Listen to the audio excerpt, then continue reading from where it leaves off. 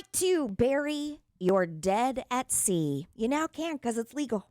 I didn't know it was illegal to start with. I had no clue. When you say bury the, you're not talking about digging a hole in a coffin. You're talking about ashes. It could be ashes. It could also be a real body. Oh, wow. It is, the option to bury the dead at sea is free. It's eco-friendly and now totally legal. But there are some things that you have to, like certain rules you have to abide by. For instance, location. You can't just drop Aunt Agnes and her ashes at like the local lake or a water park. The ashes you can't? The ashes you cannot. No, weird. it's illegal. I thought you could throw ashes into the lake or water. No? I feel like that's one of those things that's more of a frowned upon thing than a... Why is it frowned upon? Because you're swimming in dead people. Yeah. Yeah, but it's biodegradable. I mean, it's just like dead animals and dead...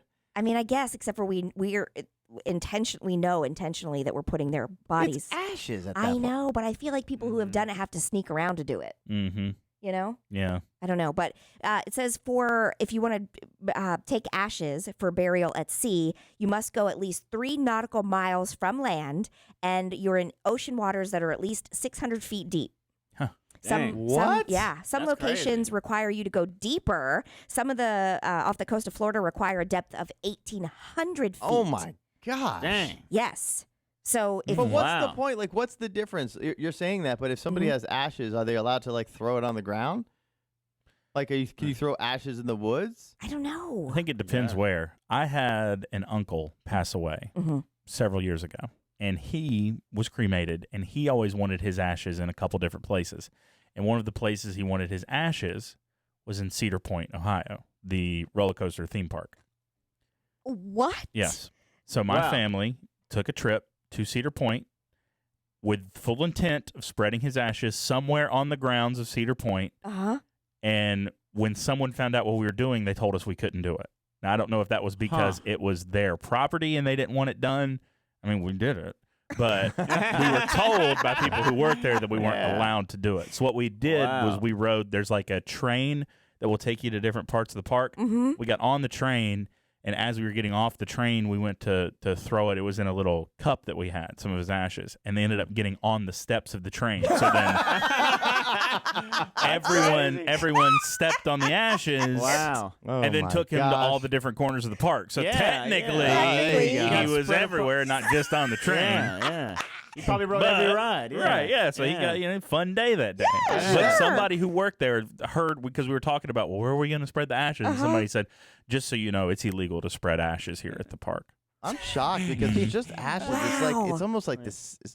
It's nothing. But it's everything if you think about it. You're on the roller. Yes, it's true. You know? Because you would think, people, if they smoke a cigarette, we'll ash a cigarette or something, and nobody. I mean, there's obviously smoking sections, but I don't think if somebody sees a cigarette ash on the ground, they're going to arrest you. No, but that's because it was not a human body to begin with. That's true. You know? It's just It's true, but it's just ash.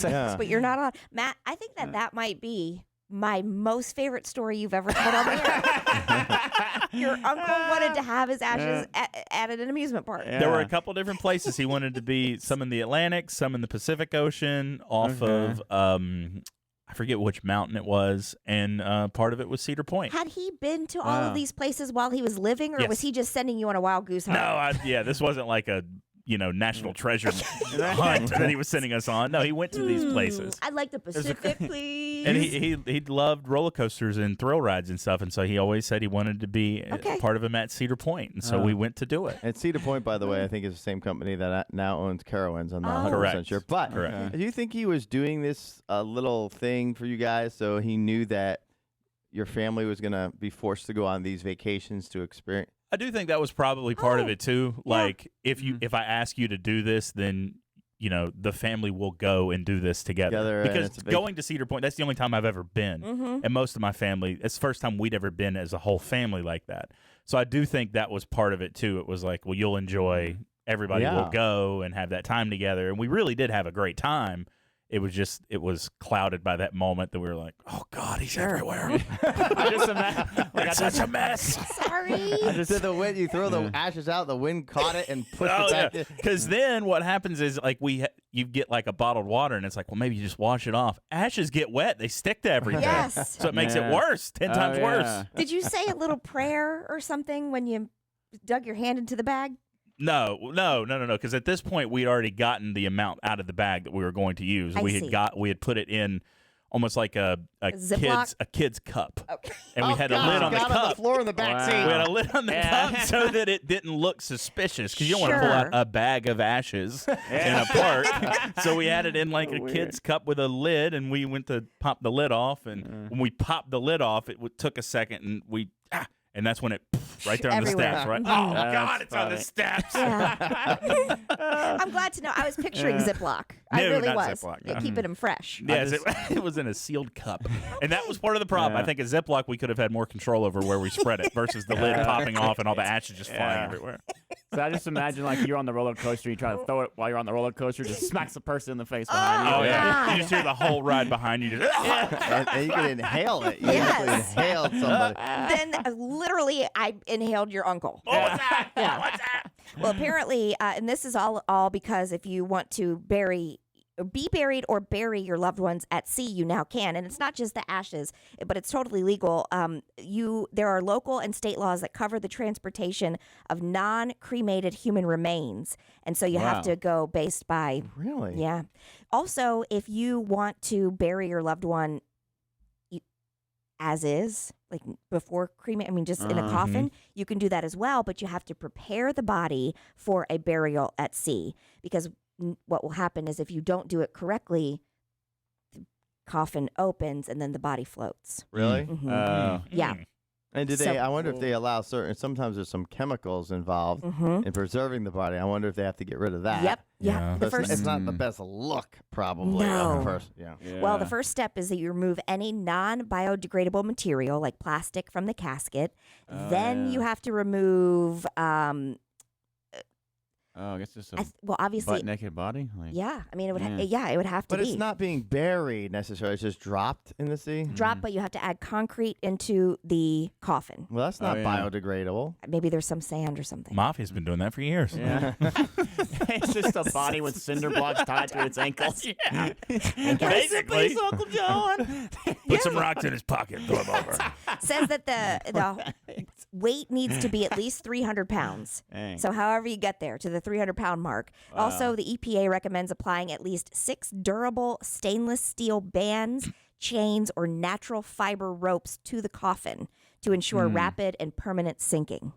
Huh. And then the final step is that you have to drill holes into the coffin, and that I don't really understand what that one. I guess to I keep it think down. that would keep it Keep it down. down, Yeah. right? Yeah. I would So it say, fills with water. after telling me this, Katie, and after the submersible incident that happened, Yes. and I'm thinking that there must be a lot of bodies in the ocean. Yeah. Because I think that if you commit a murder, if you go out as far as they went out, you would have to get special equipment to ever get that back. If you can get them to sink all the way down at 20,000 feet, why not commit a murder?